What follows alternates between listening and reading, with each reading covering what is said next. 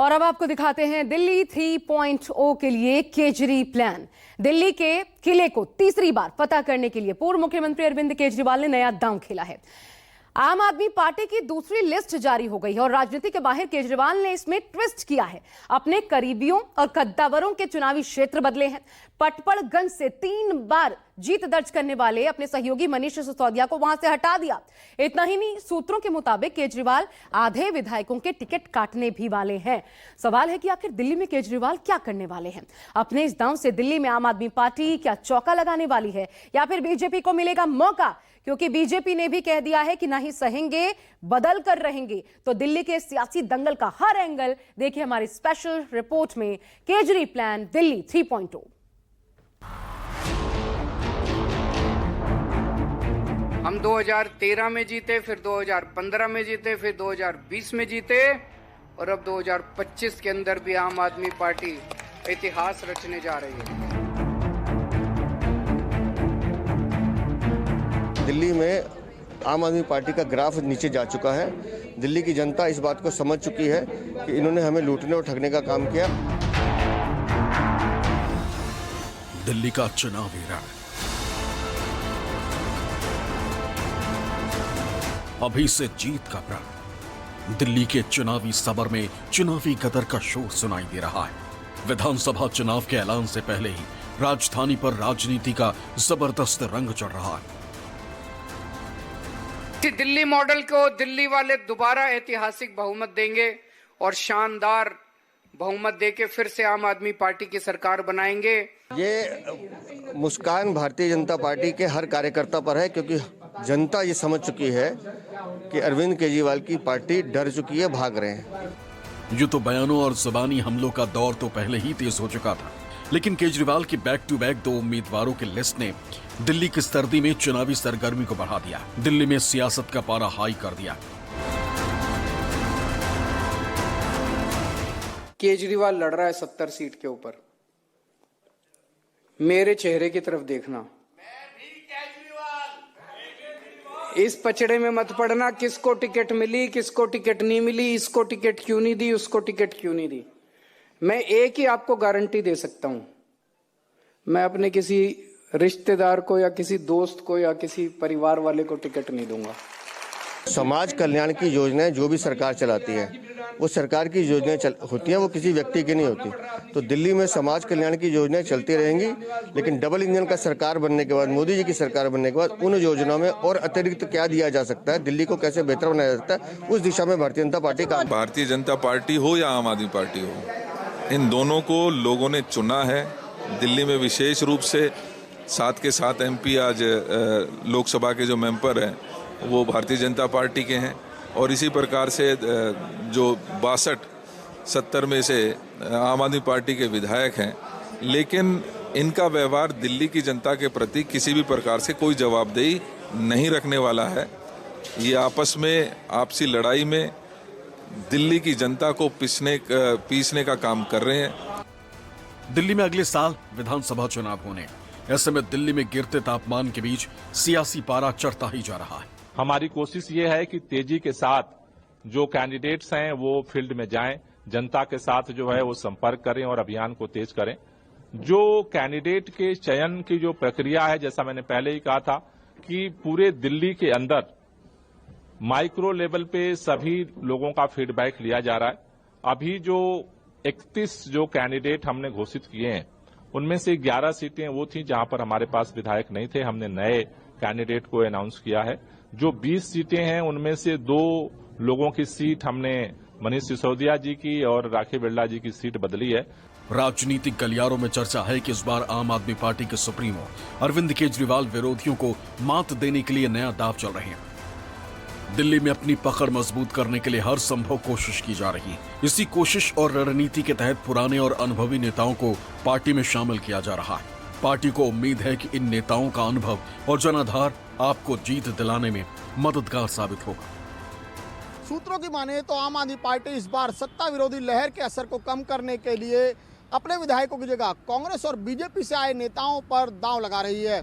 Party का मानना है कि ये नेता अपने साथ अपने अनुभव के साथ साथ समर्थकों को भी लेकर आएंगे, जिसका पार्टी को फायदा होगा। दिल्ली में भले ही चुनाव के तारीखों का ऐलान न हुआ हो, लेकिन आपके राष्ट्रीय संयोजक केजरीवाल के तीखे हमलों ने चुनावी समर को सुपर हाई कर दिया। खासकर दिल्ली में कानून व्यवस्था को मुद्दा बनाकर केजरीवाल के तीखे हमले हो रहे हैं। खासकर दिल्ली में लगातार हो रही वारदातों ने केजरीवाल को बीजेपी पर तीखे हमले करने का मौका दे दिया। आपको लगता है कि शायद बीजेपी लगातार इस बात को कह रही है कि दिल्ली के अंदर लॉ एंड ऑर्डर बड़ा मुद्दा नहीं है? आप लोगों से मिलते हैं, जब उनके पास जाते हैं, मैंने देखा पिछले कुछ दिनों में आपने लोगों के पास जब आप गए तो लोग रोते हुए भी नजर आए, अपनी बात रखते नजर आए। लॉ एंड ऑर्डर क्या सच में ऐसा मुद्दा है जो चुनाव की दिशा बदल सकता है? और दूसरा, सच में क्या लोग इससे इफेक्ट होते नजर आ रहे हैं जब आप लोगों से मिल रहे हैं? मुझे चुनाव की चिंता नहीं है, मैं ये काम चुनाव के लिए नहीं कर रहा।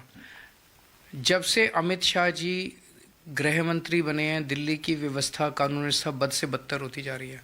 कई दिन मैं चुप रहा, मैं राजनीति नहीं करना चाहता था, लेकिन जब स्थिति सुधरने की बजाय और खराब होती गई, और अब तो खुलेआम ये सब लोग जो जानकार लोग हैं मानते हैं कि लगभग 11 बड़े बड़े गैंग दिल्ली में ऑपरेट कर रहे हैं।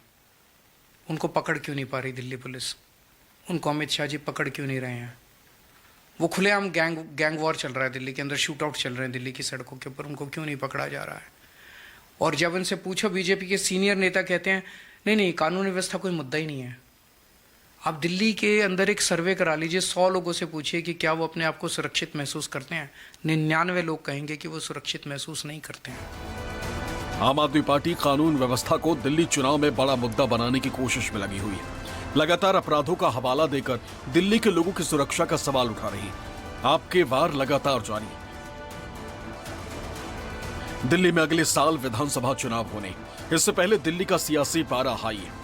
राजनीतिक गलियारों में चर्चा है कि इस बार आम आदमी प्रमुख अरविंद केजरीवाल विरोधियों को मात देने के लिए नया दांव चलने वाले।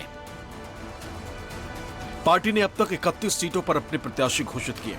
2020 चुनाव में 27 सीटों पर आप, जबकि 4 पर भाजपा के विधायक थे। आपने अपने 27 विधायकों में से 24 के यानी 89% टिकट काट दिए। गंज हो या जंगपुरा, नरेला हो या नजफगढ़, चुनाव तो अरविंद केजरीवाल जी की टीम लड़ती है और लड़ाती है। हम सब अरविंद केजरीवाल जी की टीम है, और किसी भी सीट से पार्टी मेरे लिए तय करेगी, मैं वहां से चुनाव लड़ूंगा।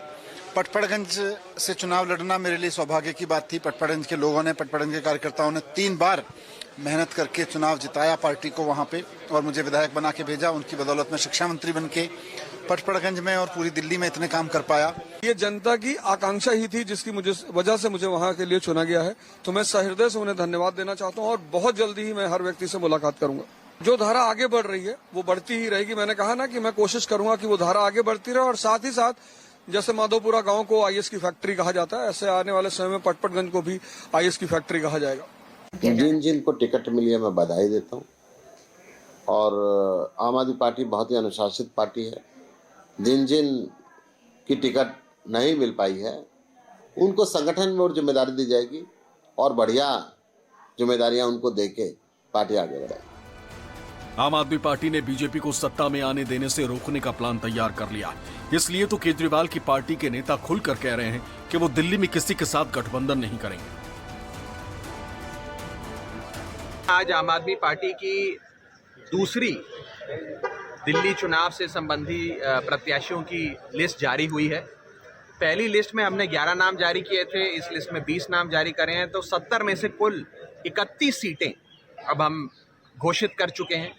बहुत मजबूत साथी जो जमीन से जुड़े हुए हैं, पार्टी के वो कार्यकर्ता, समर्पित कार्यकर्ता जो सालों से पार्टी के साथ कंधे से कंधा मिलाकर चल रहे हैं और जमीनी स्तर पे काम कर रहे हैं, उन सबको मौका मिला है। मैं सबको बहुत बहुत बधाई देता हूँ। दिल्ली के अंदर सारे 70 की 70 सीटों पे हमारे कैंडिडेट लड़ रहे हैं वहाँ पर, और पटपड़गंज जिन पे सीट पर और ज़्यादा वहाँ कोई अनुभवी व्यक्ति को उतारा गया होगा। अगर जो सिसोदिया जी ने जंगपुरा की सीट से चुनाव लड़ने का निर्णय केजरीवाल जी ने उनके लिए दिया, तो मैं समझता हूँ यह भी बहुत अच्छी बात है।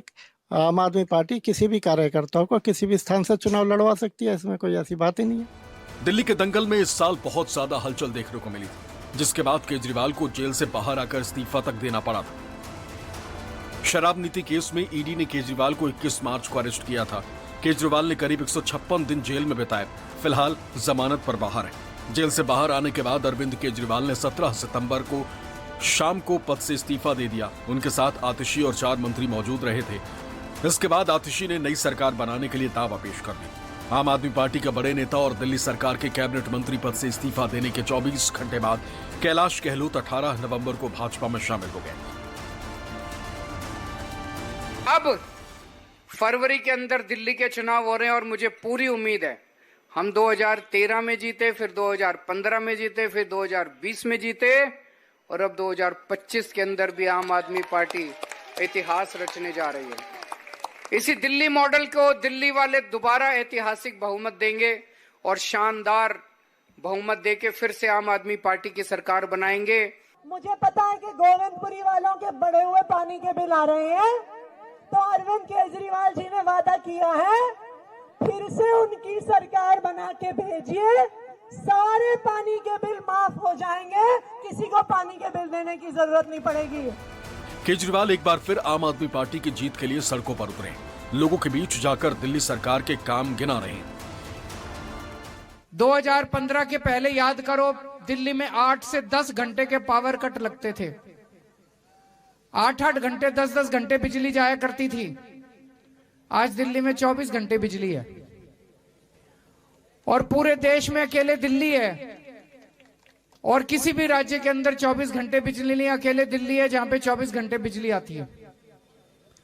इसके अलावा दिल्ली के अंदर जिस तरह से इंफ्रास्ट्रक्चर पे काम हुए हैं, हमारी सरकार के पहले दिल्ली मेट्रो 200 किलोमीटर की लाइन थी दिल्ली मेट्रो की, आज 9 साल के अंदर केवल 450 किलोमीटर की मेट्रो लाइन कर दी।